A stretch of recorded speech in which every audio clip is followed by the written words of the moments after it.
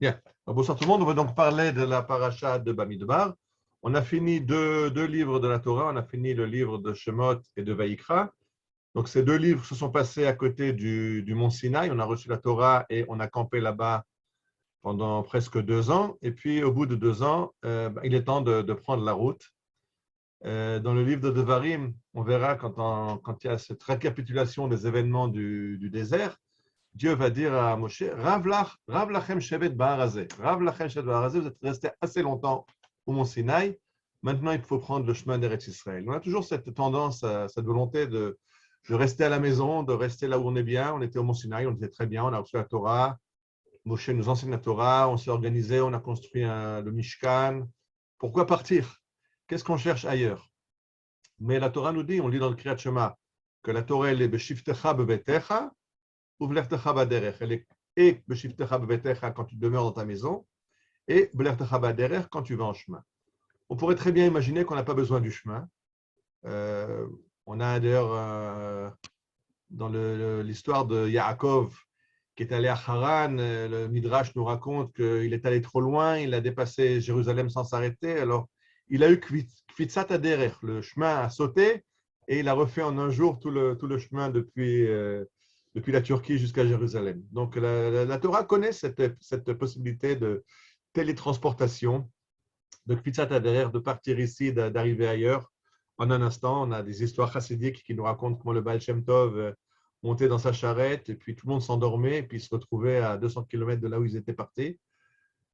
Mais la Torah nous dit non. Il y a une valeur dans le chemin. Le chemin a une valeur. Si Dieu voulait qu'il n'y ait pas de chemin, alors il n'y aurait pas de chemin. Alors on serait en télétransportation, comme dans la guerre des étoiles. On réfléchirait, on se trouverait ailleurs, là où on veut arriver. Mais la Torah voit aussi une valeur dans le chemin. Le chemin a son importance. Il ne faut pas avoir peur d'emprunter le chemin, bien qu'on sait que le chemin est dangereux. En chemin, on va avoir des problèmes. Et c'est pour ça que ce livre de Bamidbar, le Rav Tzvi disait, c'est le livre des Sibuchim. Sibuchim, c'est les complications. Tout va être compliqué. On va avoir problème après problème. Dans le livre de Bamidbar, on va le voir, les explorateurs qui vont dire du mal d'Eretz Israël et vont convaincre le peuple de rester dans le désert, de ne pas rentrer en Eretz Israël. On va rencontrer Korach qui va dire pourquoi Moshe et Aaron prennent tous les jobs, pourquoi c'est eux qui dirigent et pourquoi pas moi. Donc une contestation du pouvoir. On va avoir la guerre contre Midian. On va avoir les guerres à la fin du livre contre Sichon et Og. Et on va commencer la guerre de conquête d'Eretz Israël. On va voir le peuple qui va se plaindre parce qu'il n'a pas d'eau, parce qu'il n'a pas de quoi manger. C'est une série de problèmes, ce désert, les sibuchim, les complications. Mais il faut se mesurer aux complications, il faut se mesurer au chemin. Autrement, on n'a pas le droit à l'arrivée. On mérite d'arriver au but quand on a traversé la route. Alors, le Rav Kook nous disait, par exemple, Shabbat, je sais que 3 jours avant Shabbat, on n'a pas le droit de monter dans un bateau. Évidemment, une traversée à l'époque, traverser la Méditerranée pour aller de Jérusalem à Rome, ça prenait 3 semaines. Alors, bien sûr, on va passer le Shabbat en mer. Mais la halakha nous dit, on peut passer, si on est sur un bateau, on passe le Shabbat en mer et on fait Shabbat sur le bateau. Par contre, on ne part pas dans les 3 jours qu'il faisait Shabbat, parce que les 3 jours du démarrage sont les plus difficiles. C'est là qu'on a le mal de mer, on n'est pas encore habitué au chaos du chemin. Donc, on ne commence pas 3 jours avant Shabbat. Une fois qu'on est déjà habitué, alors si on est en chemin, on fera le Shabbat en chemin. Mais il faut faire ce chemin. C'est pour ça que la paracha qu'on va lire de ce Shabbat va nous parler de l'organisation du peuple. Comment est-ce qu'on s'organise pour partir en chemin? Alors, la Torah est très précise. D'abord, on va compter combien on est. On va organiser les tribus. On va organiser des drapeaux. Qui part le premier? Qui part en second? Où se trouve le Aaron? Où se trouve le Mishkan, le tabernacle pendant le voyage? On va compter les gens au départ. On recomptera à l'arrivée pour voir que tout le monde est là. Vous connaissez ça dans les groupes. On compte quand on monte dans le bus, on compte quand on descend du bus, voir qu'on a oublié personne, qu'on a perdu personne, que tout le monde est présent. Donc, c'est ça que parle le Sefer Bamidbar. Et c'est pour ça que ce Sefer Bamidbar, qui est appelé en français les nombres, parce qu'effectivement, il y a un dénombrement au début du livre et il y a un dénombrement à la fin du livre.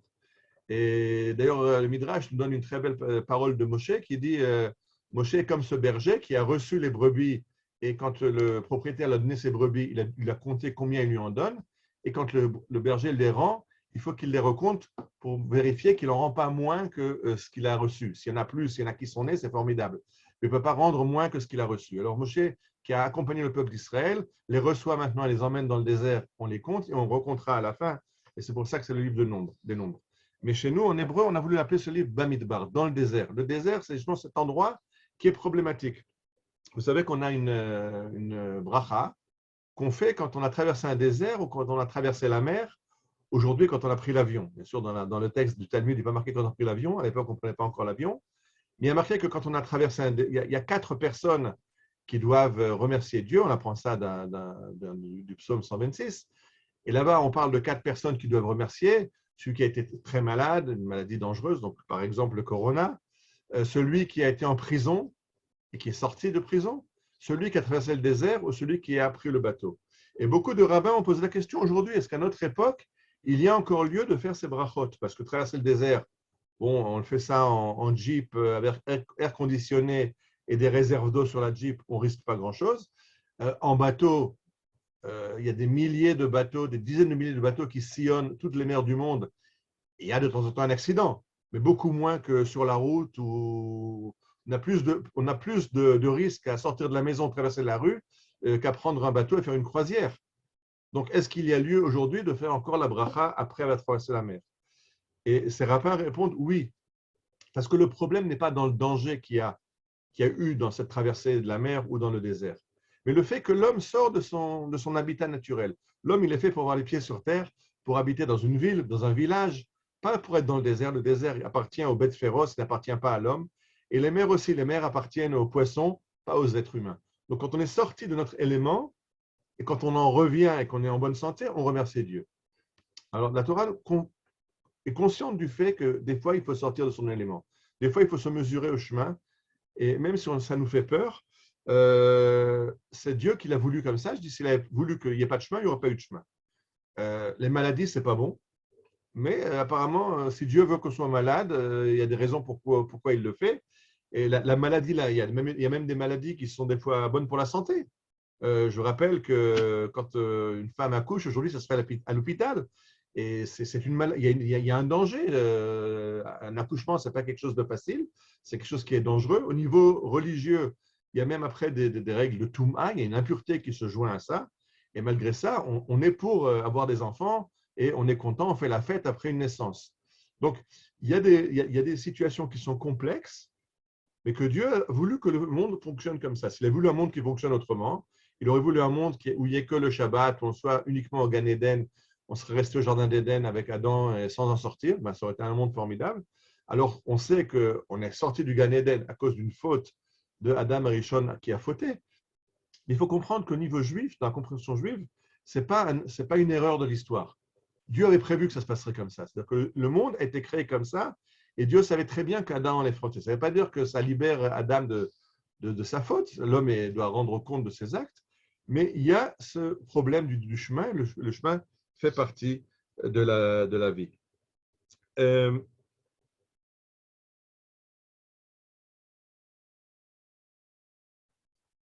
Voilà. Alors, je voulais encore ajouter peut-être encore une petite idée que le Rav Tzvida disait toujours, que l'idée bien sûr du chemin, c'est aussi cette idée de l'exil. Quand on est en exil, on n'est pas on n'est pas à la maison. On était à la maison en Eretz Israël, on a été chassé sur les chemins de l'exil, donc on est comme dans le désert. C'est compliqué, c'est complexe. C'était quelque chose de nécessaire. Le problème, c'est que de la même façon qu'on s'habitue à être à la maison et que des fois, quand on nous demande de sortir, on en a peur, de la même façon que le peuple juif n'a pas voulu quitter le mont Sinaï, de la même façon que dans certaines yeshivot du monde Haredi, on a peur de sortir de la yeshiva et de se mesurer, d'apprendre un métier, de vivre sa vie. On préfère passer toute sa vie dans la yeshiva. Ce n'est pas pour ça que l'homme a été créé. L'homme n'a pas été créé pour passer sa vie à la yeshiva. La yeshiva, c'est un temps d'apprentissage. Après, il faut sortir dans la vie.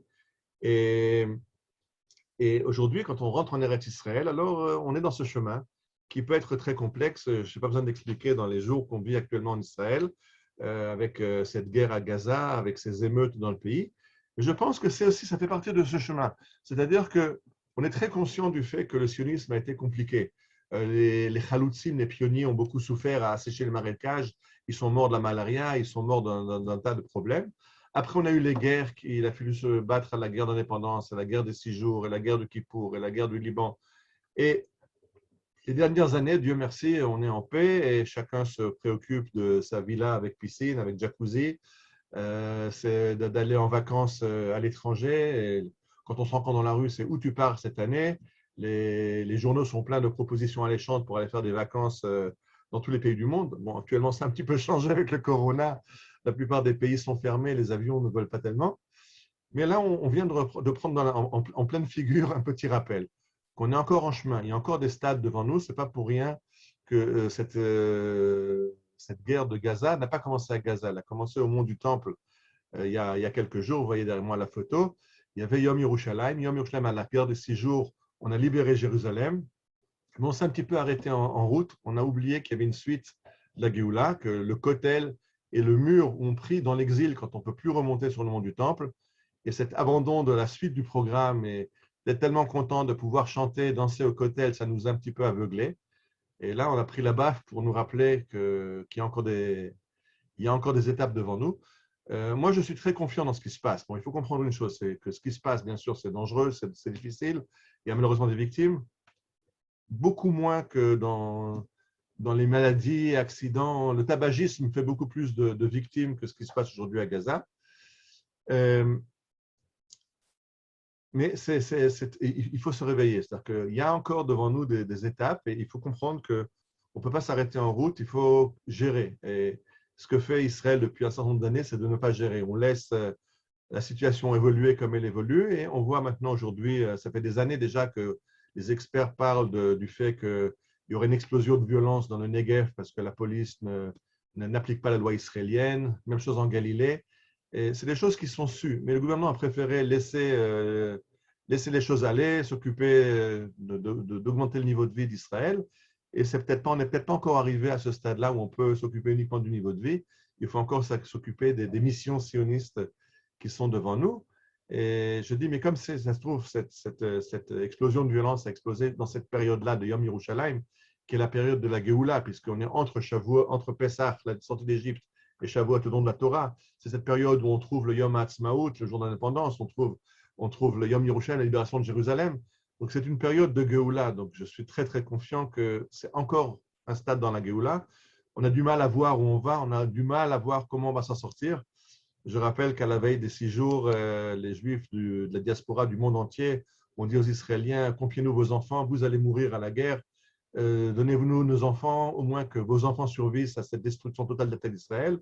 Et 6 jours plus tard, on était à la victoire qu'on connaît. Alors, je ne connais pas les desseins de Dieu, je ne sais pas où on va, comment ça s'arrêtera, comment ça finira, mais je pense que dans cette période, on peut être confiant que même si nos dirigeants ont l'air de perdre un peu les pédales, il y a quelqu'un au-dessus d'eux qui gère ça et qui gère ça beaucoup mieux qu'eux et qu'il sait où il amène Am Israël. Voilà. J'ai un peu dépassé des 10 minutes habituelles, mais je voulais dire ces quelques mots.